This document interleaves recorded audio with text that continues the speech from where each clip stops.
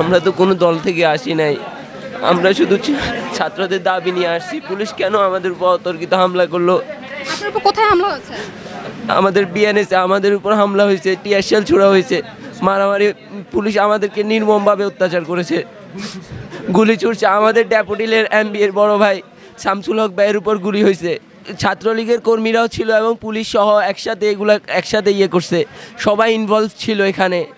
শুভ দর্শক, আপনারা দেখতে পাচ্ছেন যে ছাত্রদের উপর এত বাজেভাবে আক্রমণ করা হয়েছে যে তাদেরকে ছাত্র এবং শিক্ষকদেরকে হসপিটালে ভর্তি করানো হয়েছে। দেখছেন তাদের অবস্থা কিন্তু খুবই মুমূর্ষ অবস্থা, তারা ভালোভাবে নিঃশ্বাস নিতে পারছে না, তারা কথা বলতে পারছে না। এত বাজেভাবে তাদের উপর পুলিশ এবং ছাত্র দলরা এতভাবে আক্রমণ করেছে। আমরা তাদের সাথে কথা বলার চেষ্টা করি, দেখতে পাচ্ছি তাদের গায়ে রক্ত পর্যন্ত লেগে আছে। একটু কথা বলার চেষ্টা করছি। ভাই, একটু কি কথা বলার মতো পরিস্থিতি আছে?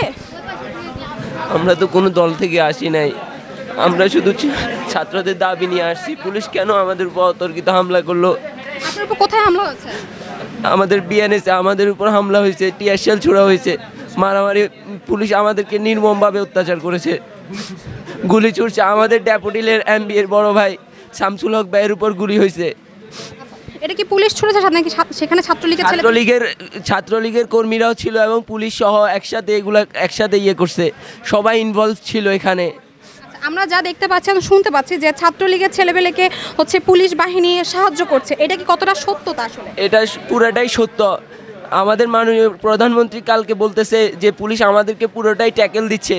এটা উনি কিভাবে বলতে পারলো? ট্যাকেল যদি দেয়, আমার বড় ভাই শামসুল হক ভাই কিভাবে গুলি খায়? আপনারা বলুন কিভাবে গুলি খায়? আমাদের এখানে 7 জন এখন গুলিবিদ্ধ আছে, স্টিল নাও। এখন এখানে একজন আছে, আমার এখানে মারা হয়েছে, অনেকে আছে। আমাদের এই করুণ অবস্থা কেন? ছাত্রদের করুণ অবস্থা কেন?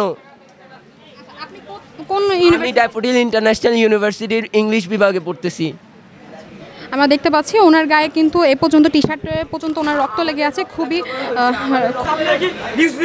আপনারা তো ছাত্রলীগের পক্ষ থেকে ভিডিও করতেছেন, সরকারের পক্ষ থেকে ভিডিও করতেছেন, আপনারা তো আমাদের কোনো নিউজে দেন না। আমরা এই যে আহত, আমার শরীরে পিঠে 2টা গুলি, গলায় গুলি, হাতে গুলি, মাথায় গুলি, কেন? আমরা কি ছাত্র না? ছাত্রদের কেন সরকার গুলি করবে? সরকার এই সাহস কে দিয়েছে? জবাব চাই, জবাব দেও। দেখতে পাচ্ছি এখানে দেখেন সাধারণ মানুষ দেখেন মেরে তার অবস্থা একেবারে খুব বাজে, শোচনীয় করে ফেলছে তার অবস্থা। কেন গুলি করছে? আমি সাধারণ পাবলিক, আমাকে কেন গুলি করা হলো? আমি কি অন্যায় করছি? কি অন্যায় করছে? আমি দিন মজুরি, দিন কাটে দিন খাই।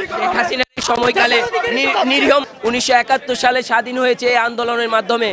অর্থাৎ এই আন্দোলন আমরা যাচ্ছি না, আমরা অ্যালাইভ আছি এখানে। যতক্ষণ পর্যন্ত আমাদের গায়ে রক্ত আছে এবং আমাদের মুখে ভাষা আছে, আমরা এই বাংলা ভাষা দিয়ে আমরা দেশটাকে স্বাধীন করব ইনশাল্লাহ। যদি আরেকবার রক্ত দিতে হয়, ইনশাল্লাহ আমরা আরেকবার রক্ত দিতে রাজি আছি। আসসালামু আলাইকুম রহমতুল্লাহ।